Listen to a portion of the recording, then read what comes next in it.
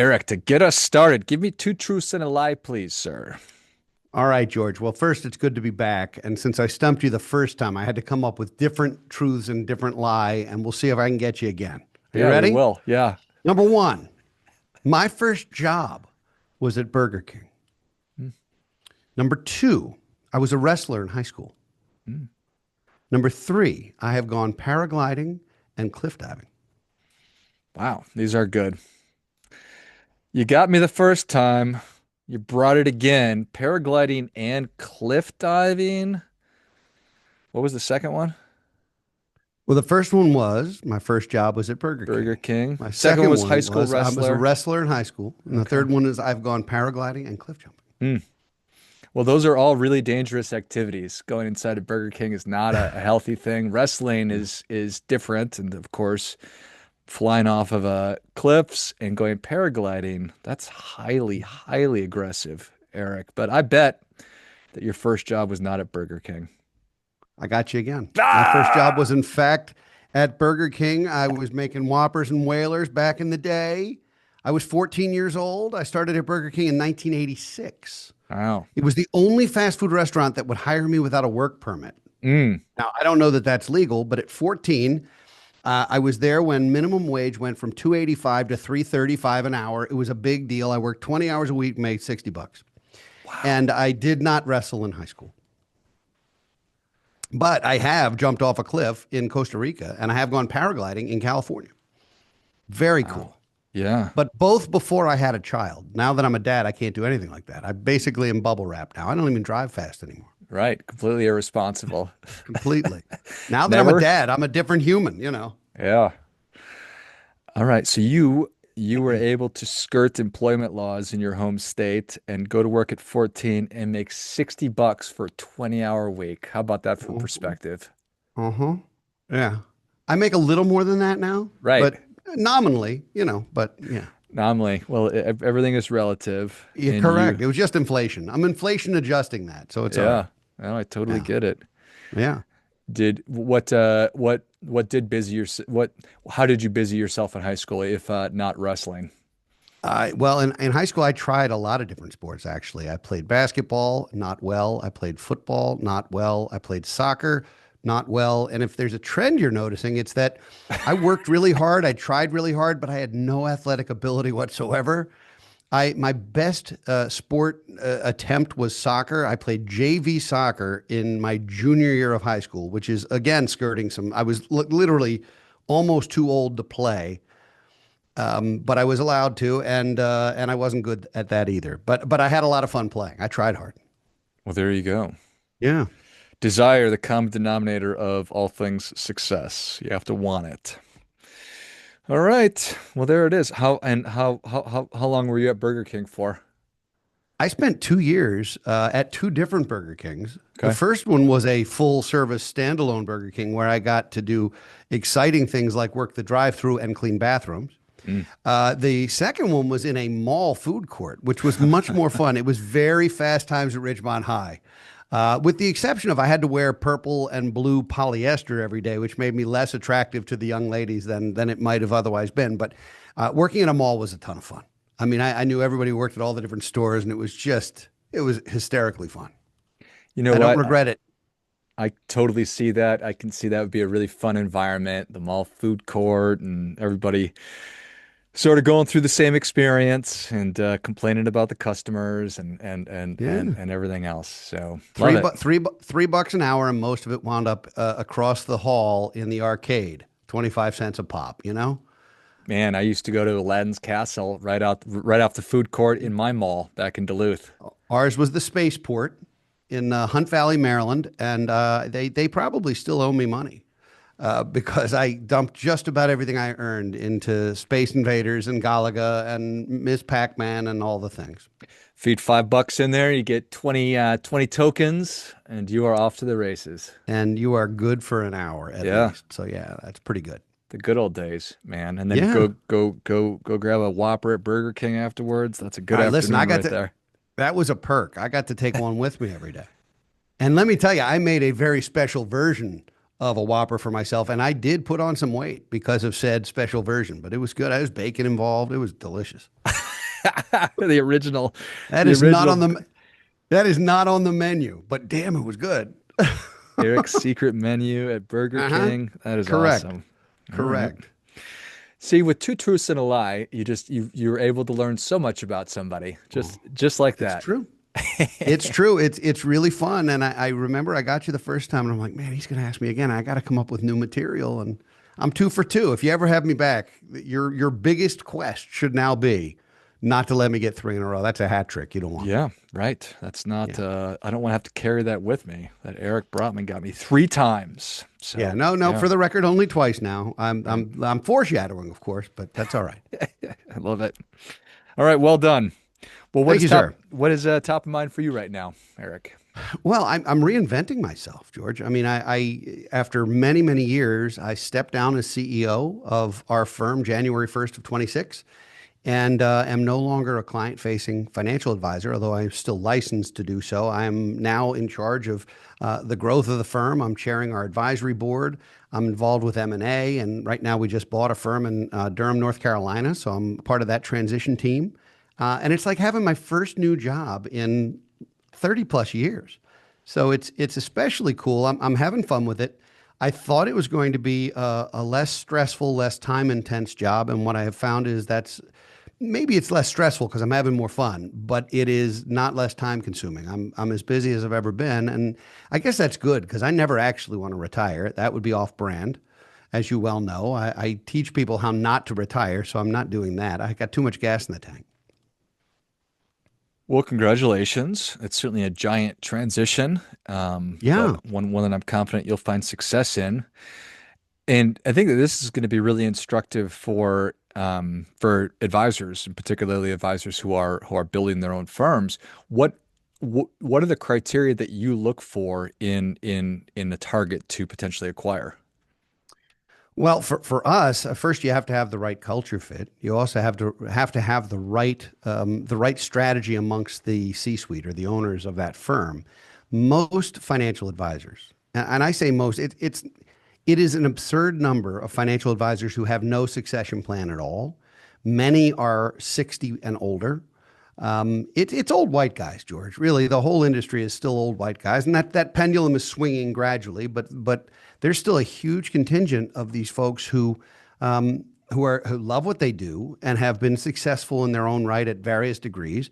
But they have no exit plan. They haven't brought in a second generation of advisors. They haven't trained junior associates. They don't really have a strategy to monetize.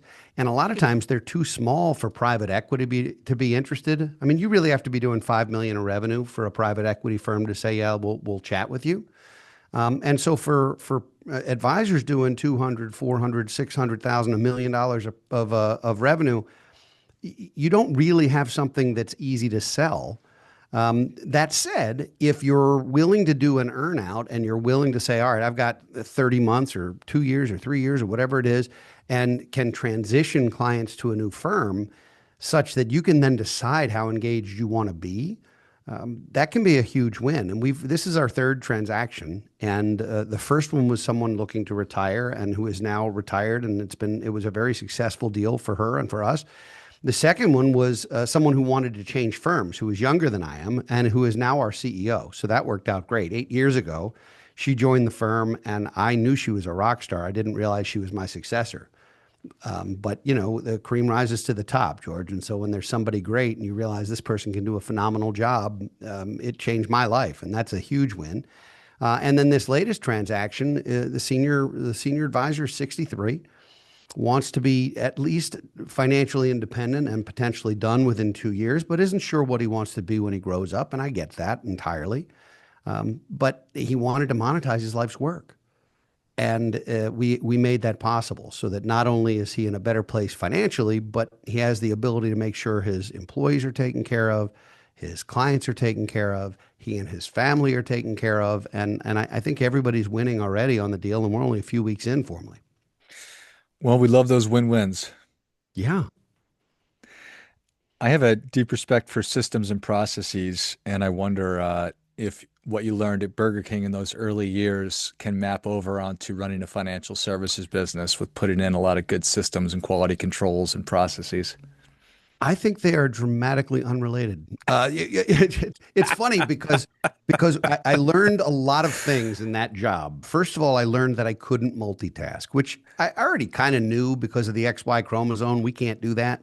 But it was that was a more stressful job than being a financial advisor. So help me.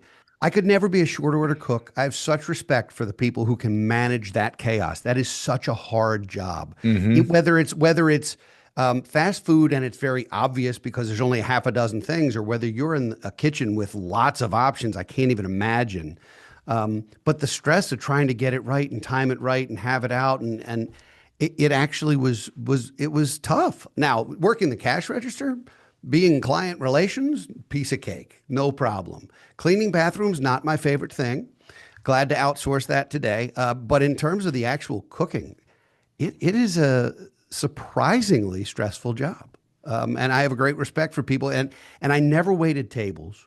But I have a tremendous respect for people who do and do it well, who can do it with grace, especially when they know there's going to be people on every given night who don't treat them with a great deal of respect, or who don't tip them particularly well for their work, or who just give them attitude. I mean, you have to deal with people in a very different way, and I think transitioning that to working with employees or clients, you get to a point now where I get to choose who I want to work with. Who do you want to be in business with? Who would you like as a client? Early in your career, if someone can fog a mirror, it feels like you should do business with them. Today, if anybody were to call when I was managing hundreds of relationships, if anyone were to call and I would see the number on the phone and go, oh, then I knew I had somebody I shouldn't be working with. On the other hand, if somebody would call and I'd be excited to talk to them, then that's not work. So the thing about the restaurant business and the fast food business is you can't control who's walking in. You got to take care of everybody. That to me is harder than when you can pick and choose and say, you know what, this I can see this being a good fit, or maybe we're not the right place for you. And that's a really rewarding part of adulthood, or at least getting to this stage of a career. I think that that's such excellent perspective, and part of being a great advisor means you're able to really simplify things.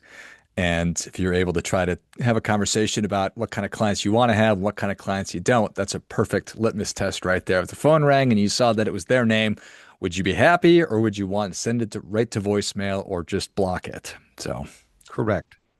Correct. yeah. That's why when you call, George, I answer.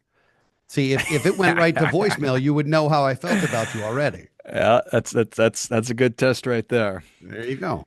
So, talking about it's really important to be able to make good decisions on who you want to go into business with. So Hmm. that is on your end as you are looking at potential firms Yeah, to merge with, to purchase, to bring into the fold. And then from correct. their perspective, this is their baby. This is their life's work. They're interested in Yes. making sure that it's in good hands. So how do you think about that process?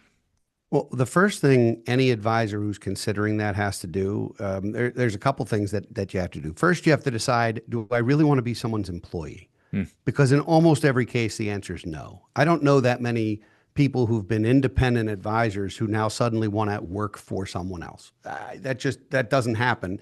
And so we try to make it so that's not what happens. We want it to be a transition period. Yes, there's going to be some adjustment. But the other thing, George, and the one that might be even more important, is you have to leave your ego at the door. And it started for me quite some number of years ago, where we rebranded the firm and took my name off the door entirely. And it was done purposefully because the firm was no longer my practice. It was now a company that had become almost national. And the problem with having your name on the door is everybody who calls thinks they need or want you. And it became impossible and untenable. And we had some great people who had to sort of brand themselves as if they were me. And that doesn't feel good for anybody either. So leaving your ego at the front door when you come in, recognizing that yes, you're going to have some great relationships and you want to share them with the new firm, but you also are going to have some legacy systems that you're going to have to get rid of, some practices. Now, you might bring some great stuff to the new firm that gets adopted, but a lot of times the smaller firm is going to be the one that morphs into doing things the way the larger firm does. And so that means really have to kick those tires and say, could I see myself doing it this way? Would my clients be comfortable with that? And I'll tell you, George, when I stepped down as CEO, and actually over the past 2 years was transitioning client relationships so that the clients I had been representing personally, some of them since the '90s, were now working with other members of our team. I, like anyone else, had some ego. Like, boy, are they only going to want me? Are they going to maybe leave the firm because I'm not in that role and all the things? Turns out no one did leave, and I think they didn't like me that much. And that's okay. I think it was a natural transition. I think we prepared people for it. We took our time. It takes 2 years to transition a client. It's not something that happens on a Wednesday and, oh, here's your new person. Have you ever been go to a doctor's office and they're like, oh, your doctor's not here today. You're going to see this person. And you're like, that might be the way you do things here, but I'm not super comfortable with that. You don't want to bait and switch anybody. I mean, if there's a tragedy, it happens, but even then you publicize it. You say, here's where we are. Or your advisor's in the hospital. It's going to be 3 weeks. Do you want to reschedule or would you like to meet with another member of the team? But none of us are indispensable. And I contend that as financial advisors, we are accountability partners, we're relationship managers, we're advocates, we're allies. We're not neurosurgeons, though. There's nothing we do that people can't do for themselves. They choose to rely on an accountability partner and someone for advice and recommendations, and sometimes grounding, and sometimes calm in tough markets and what have you. And I think it is relational, and it has to be done right. And we've gotten good at it. Knock on wood. We made plenty of mistakes over the years, but I think we now have it down to a pretty good system. It strikes me as really a healthy ego is feeling like you are uniquely positioned to do a great job for a client you have a relationship with, but then recognizing, I'm okay with them being okay working with somebody else at the same time. So, Well, George, I think people should have financial advisors, generally speaking, who are younger than they are. hmm, Same as they should have doctors who are younger than they are. If my doctor was 70, I'd be uncomfortable because I want my doctor to be around when I have the big problem. If you're working with a financial advisor who's 10 or 20 years older than you are, by the time you get to that moment where financial independence is here or you have to make some big life decisions or what have you, that person's retired or dead. Like you want to make sure there's depth. So I do think that that's helpful. The other thing is I'm still here.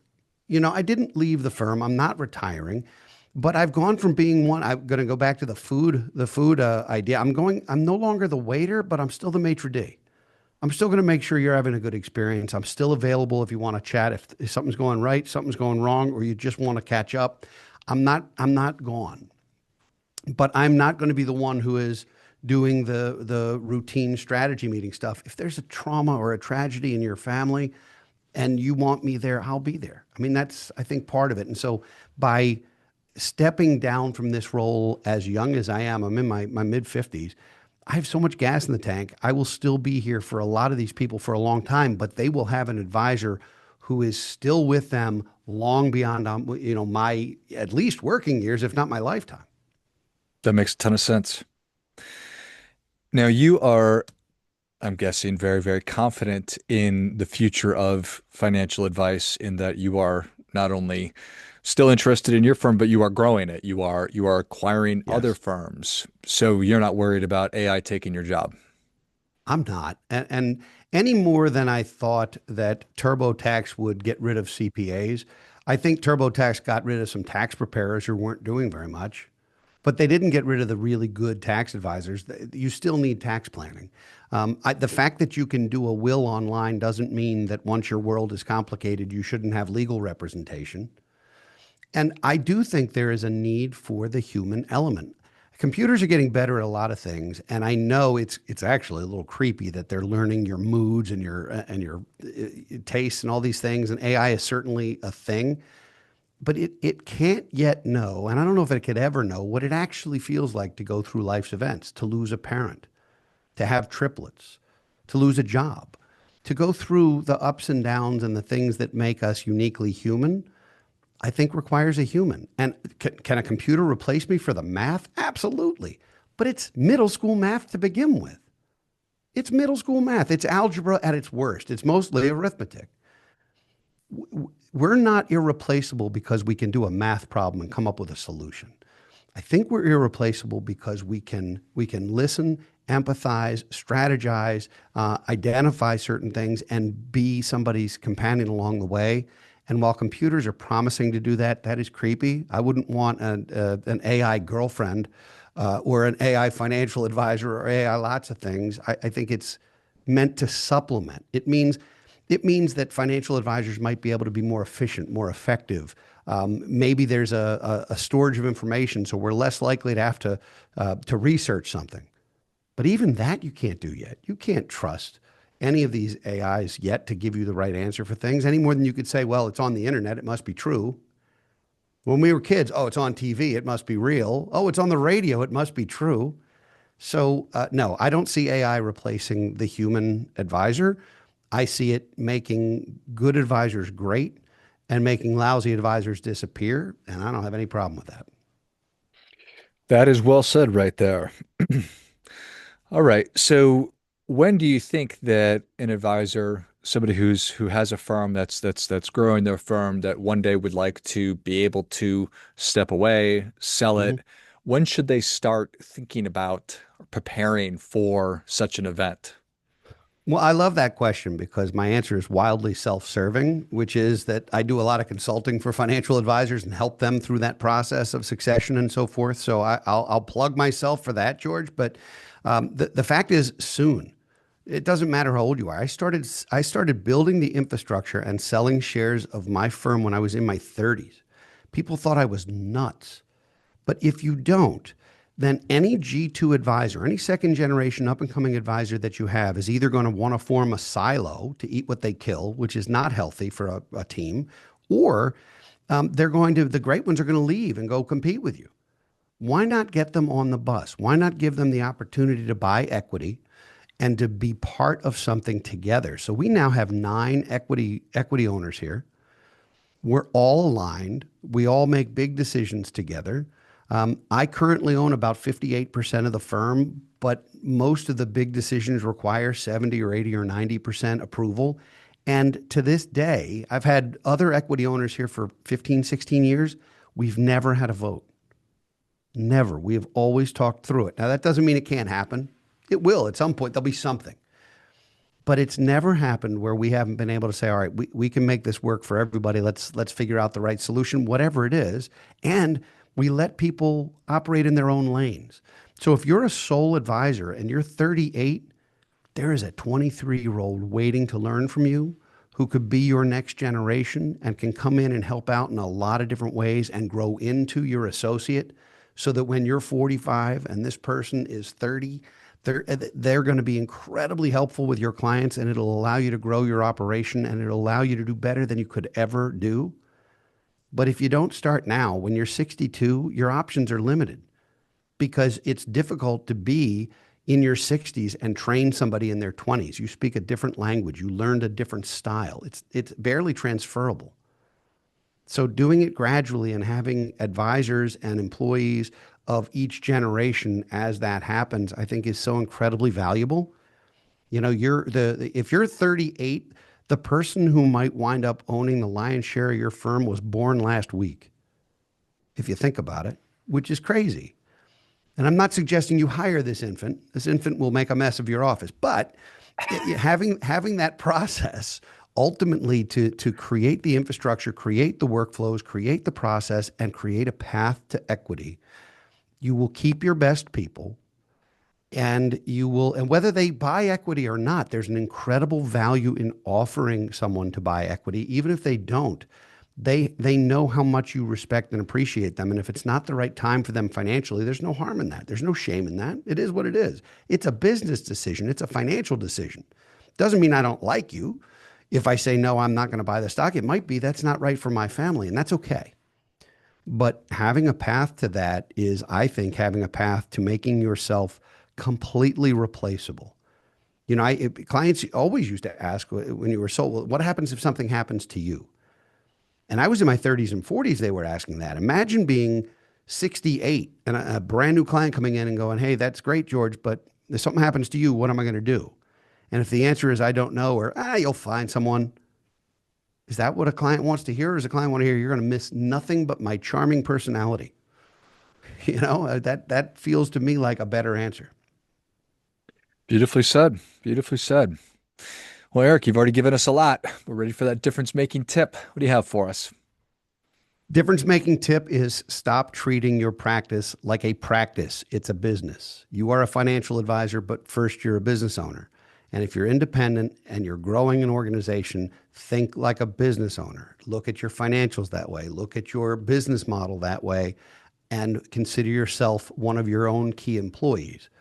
Don't just be in practice because that lifestyle practice, while it can be rewarding, will never, ever monetize in the way you might like. Well, I think that is great stuff. That definitely gets it. Come on.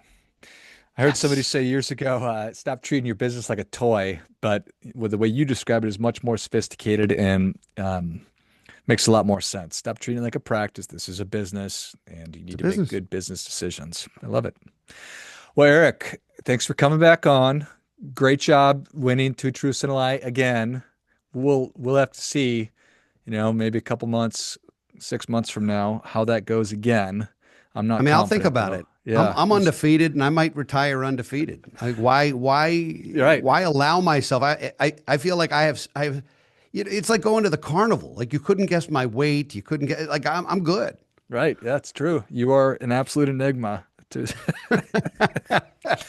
Well, this has been a lot of fun. Thank you so much for coming back on. Congratulations on your transition and on the next chapter. I'm excited to track your success. Where can people learn more about you? How can they engage? If they have questions and they want to have a conversation about potentially working with you, how does that happen? Well, for financial advisors who want to check out the consulting practice, go to brotmanconsultinggroup.com. And for folks who want to learn more about our financial planning practice, go to bfgfa.com. And there's a ton of resources out there, and I would love to chat with folks. Excellent. Well, if you enjoyed this as much as I did, show Eric your appreciation. Share today's show with a friend who also appreciates good ideas. Go to brotmanconsultinggroup.com, Brotman consultinggroup.com. If you're interested in having a conversation with Eric about really what we've been talking about, if you are interested in leaning into the financial advisory piece, bfgfa.com, and have a conversation there as well. Thanks again, Eric. Thank you, George. It's been a pleasure. Finally, friendly reminder, there's never going to be anybody more interested in your financial success than you are. So act accordingly.